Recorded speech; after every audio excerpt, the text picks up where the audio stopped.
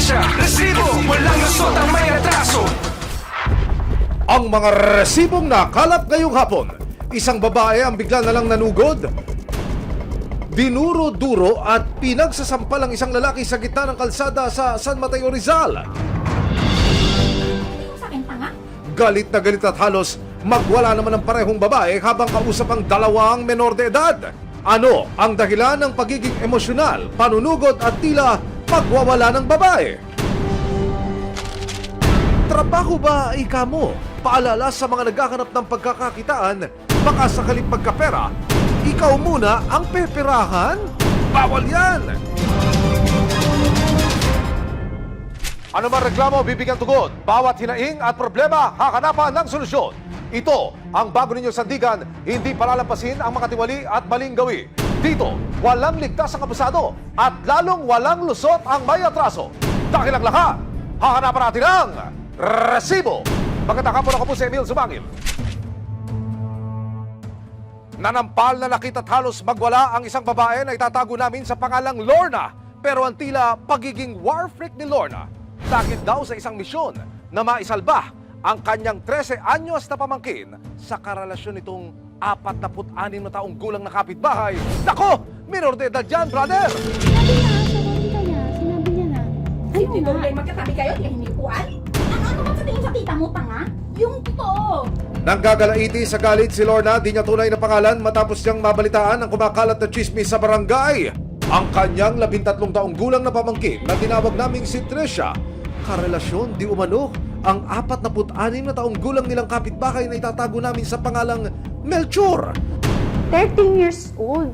Tapos prone sa sexual activities. Tapos ang hindi ko gusto ron is nagiging comfort zone ng dalawang bata yung ganong pamumuhay na okay lang. Ano mangyayari sa buhay niyo? Kaya si Lorna nag-alaspay at nag-imbestiga kung ano nga ba ang totoong relationship status ni Trisha at Melchor. Hanggang isang profile picture ang bigla na lang bumulaga sa kanya. Doon sa profile picture, larawan nyo nga ako sa amin. Ano makikita namin?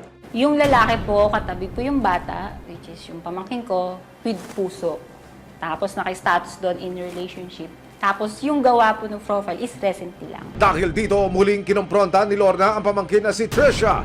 Kailangan kong malaman anong ginagawa sa'yo ni yung totoo.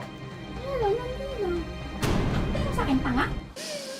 Pero something smells fishy raw kay Lorna. Dahil ang ama ni Trisha na mismong kapatid niya, mukhang binasbasan pa raw ang relasyon ng anak at ng kapitbahay na si Melchor. Feeling ko is, meron pa siyang ibang nakukuha. Naman po kung gutom lang, may trabaho siya eh. Gusto ko ma-realize niya na mali siya. Huwag niyang gamitin yung bata bilang resource. 8 taon na raw hindi nakapipiling ni Trisha ang kanyang ina. Kaya ang tiyakin na si Lorna na ang nagmagandang loob na pangalagaan ng dalagita. Di bali na humagalit sila sa akin ngayon? At least in future, makita man nila to, ma-realize man nila, may ginawa ako. Susunod! Agad umaksyon ng social workers at mga kawani ng PNP, Women and Children Protection Center ng San Mateo, Rizal. Pero si Trisha, lumalaban at ayaw sumama. Tatawagan ay magagalit niya saan? Abangan mamaya, trabaho ba ika mo? Paalala sa mga naghahanap ng pagkakakitaan, baka sakaling pagkapera, ikaw muna ang peperahan? Bawal yan! May ebidensya, resibo, walang lusot ang may atraso. May ebidensya, resibo, walang lusot ang may atraso. Isang 13 taong gulang na dalagita sa Rizal, ginawang nobya raw ng 46 na taong gulang nilang kapitbahay at ang say ng kanyang tita Lorna, this cannot be. Kaya naman nitong nakaraang linggo, dumulog si Lorna sa resibo para ilapit ang kanyang problema. Sir, gusto ko makulong yung lalaki. Di ako talaga papayag, sir. Igugo ko to kasi wala na ako ng pag-asa. Agad na nakipag-ugnayan ang resibo sa Municipal Social Welfare Office o MSWDO ng San Mateo, Rizal. Dahil sa sitwasyon ni Trisha, maituturing na siyang child at risk. Kaya kasama ang resibo, MSWD Office ng San Mateo Rizal at Philippine National Police, Women and Children Protection at WCPC San Mateo Rizal. Agad kaming nagtungo sa bahay ni Tricia para i-rescue ang dalagita, ayon na rin sa desisyon at assessment ng mga otoridad. Pagdating sa bahay, naabutan namin si Tricia kasama ang kanyang nakababatang kapatid na itatago namin sa pangalang Tintin, 11 taong gulang. Pero ang pagre-rescue sa mga bata, naging pahirapan. Halika, chinelas. Interviewin ko lang na. Susunod nga. Tatawagan ay... Magagalit niya sa akin. Huwag at magagalit. Eh, kasi... Ano? Ang sinabi niya sa'yo? Ang sinabi niya sa'yo? Gusto alam niya? Gusto alam niya? Alam niya?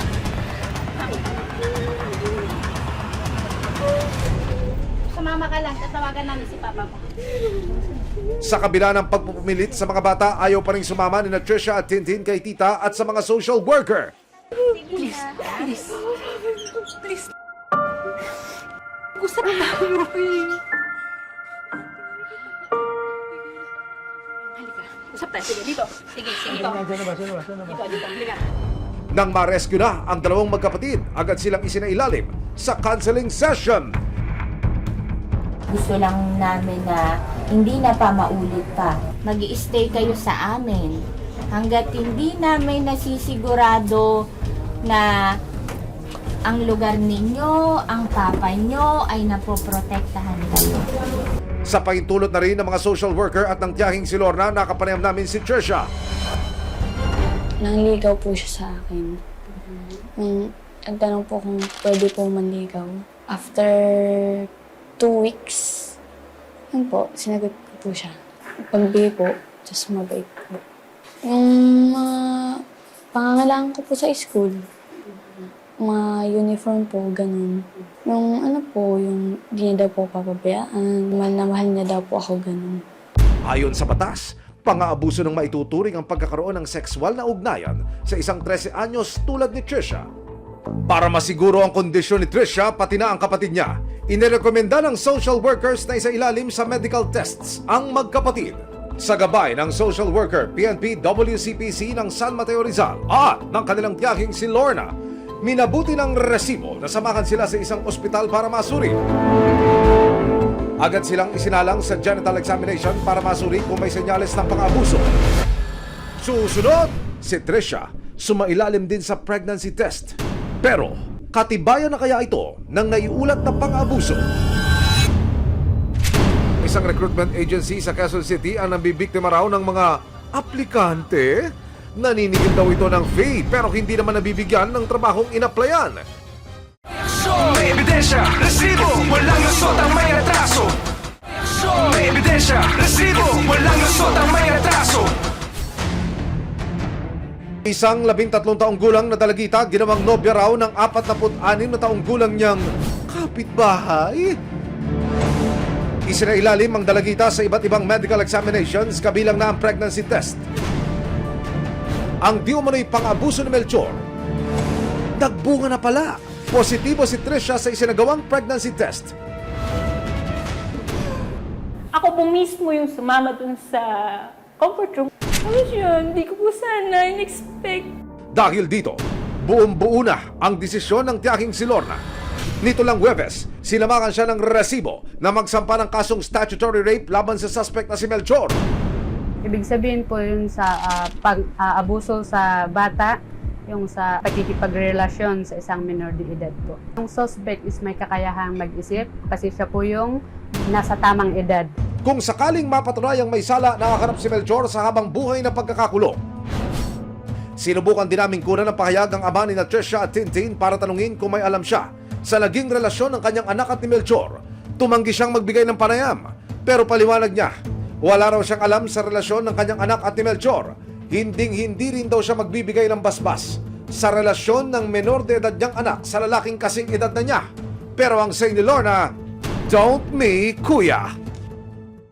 Kasama ang punong barangay, minarapat po nating sadyain ang bahay na akusado para personal na makunan siya ng panig. Yung bahay na akusado, narito po sa aking kaliwa. Maglalakad lamang ako ng ilang baitang narito po naman ang bahay ng bata, yung minor de edad na sinasabing karelasyon ng akusado. Ganda tanghali po. Emil Sumangil po sa resibo. Ayun. Opo. Nandiyan ho ba yung lalaki, yung subject ko namin? Wala ho ako kahapon. Nagtrabaho ako ngayon. Pagdating ko nga sila, wala na yung motor. Pasok po kayo. Tingnan nyo din, sir, para alam nyo baka sabihin nyo tatago ako. Pero kung sakali yung lumutang, iharap nyo sa barangay, ready kayo ron. Sige po, kung talagang papahayag po siya. nyo.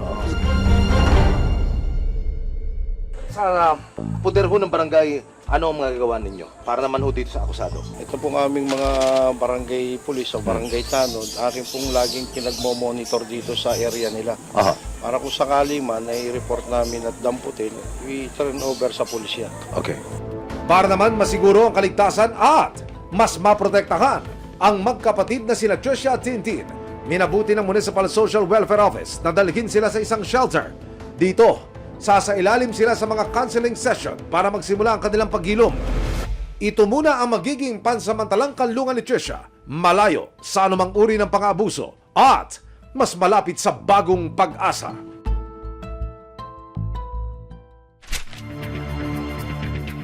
Dating tagatastas ng sinulid sa isang patagian, nag-apply ng trabaho online bilang hotel room attendant. Pero nang pinagbayad siya ng interview fee, medical fee at kung ano-anong fee, doon na siya nagdudang ang ina-applyan pala niya ay isang scam. Sa Facebook page ng Resibo, hindi lang isa o dalawa, kundi sangkaterbang reklamo na tungkol sa tinatawag na trabaho scam ang aming natanggap. Karamihan sa kanila, iisa ang modus na ginagawa. Isa sa mga nagpadala ng mensahe si Vanessa, 32 taong gulang. Nung nakita ko po yan, nagpa-PM sa page.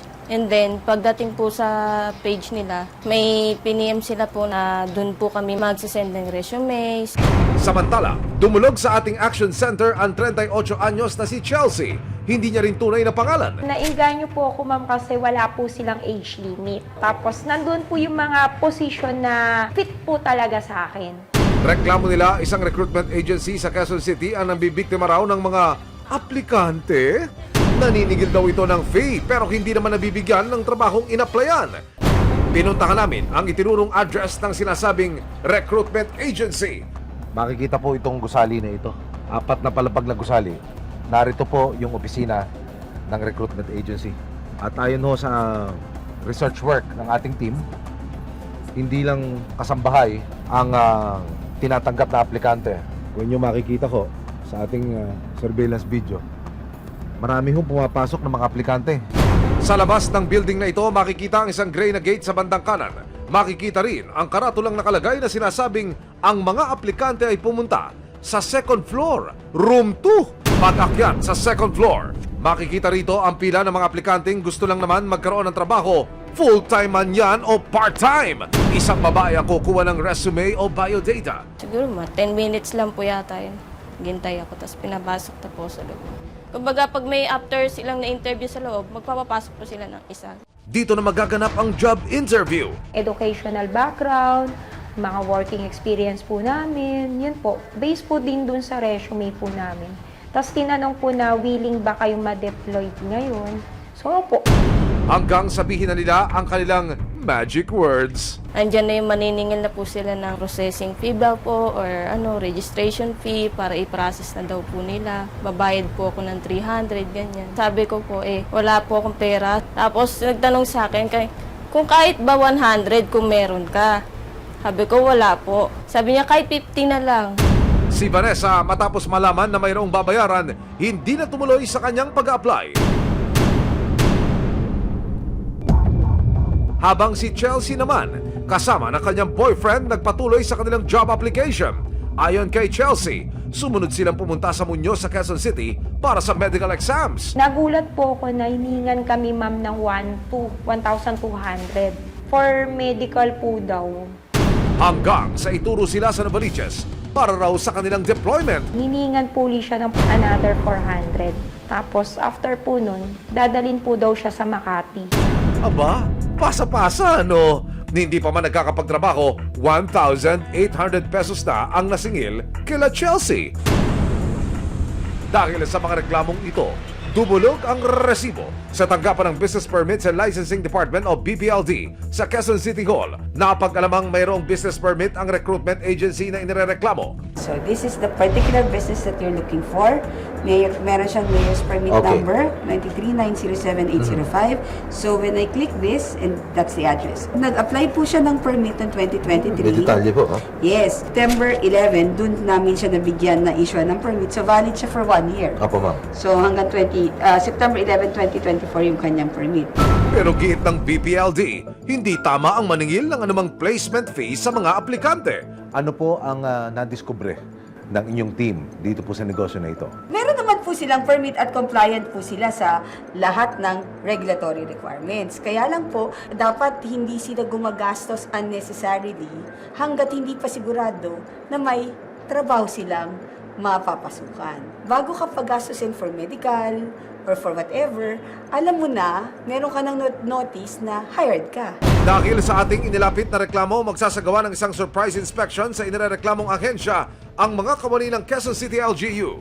Alas 2:30 ng hapon natapos na po ang briefing at mula po rito sa Quezon City Hall, tutulak na yung mga kagawad ng Bureau of Permits and Licensing Division ng Quezon City Hall, maging yung mga taga Public Employment Services Office para ho inspeksyonin yung tanggapan ng recruitment agency. Pagdating sa agency, kinatok na ng BPLD ang opisina ng agency. Pero teka, pinagsaraduhan ng mga kawani ng gobyerno? Bakit naman po ganon?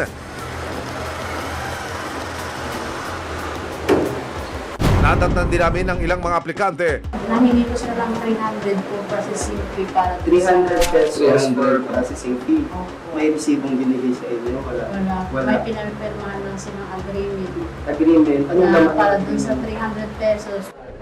Maya-maya, pinapasok na ng mga staff ng agency ang mga inspektor. Kami ma'am, mga taga-business permit kami. I-check natin yung business permit mo, pati yung mga requirements mo kung nakaka-comply ka. Hindi nagpaunlak ng panayam ang mga tauhan ng recruitment agency pero gate nila, refundable naman daw ang mga sinisingil nila. Refundable din. Ibig sabihin, refundable not only the 300, pati yung sinasabi na medical nila. Yes, sir. Pero clarify niyo ba sa kanila na yung mga applicants na nagbayad na refundable ito? Ayon sa mga kasama natin sa Business Permits and Licensing Department of BPLD at Public Employment Service Office of PESO, lehitimong recruitment agency ang inireklamong Workforce Human Resource Management Services. Pero kung ang tanong naman natin is may illegal recruitment activity ba na ginawa itong mga to, sa tingin namin meron. Ayon sa PESO, lumabag ang agency sa mga sumusunod. Una, hindi dapat sila naniningil ng kahit anong fee sa mga nag-a-apply sa kanila kahit pa sinasabi nilang refundable ito. May resibong binigay sa inyo? Wala. Pangalawa, wala silang official receipt o OR na binibigay sa mga aplikanteng nagbabayad sa kanila. Ang sinasabi naman kanina nung side nung recruitment agency na to, inaayos pa nila yung kanilang resibo sa BIR pero we don't know kung nag-aayos pa or whatever.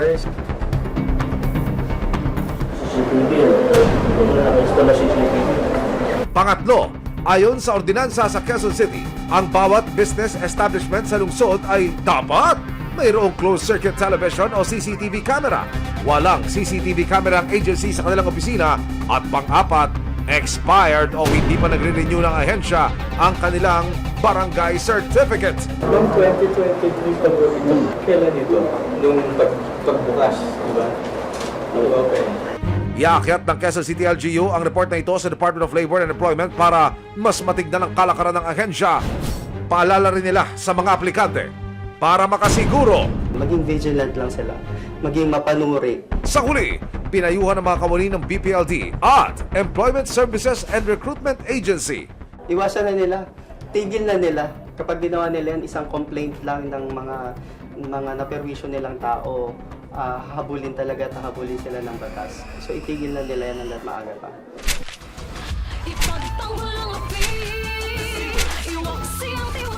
Sama-sama nating ituwid ang tiwali at baluktot. Itakwil ang maling gawi at modus na bulok. Walang ligtas ang kabisado at lalong walang lusot ang may atraso. Dahil ang lahat, hahanapan natin ang resibo. Hanggang sa muli, ako po si Emil Sumangil. May aksyon, may ebidensya. ebidensya, resibo, walang lusot ang may atraso.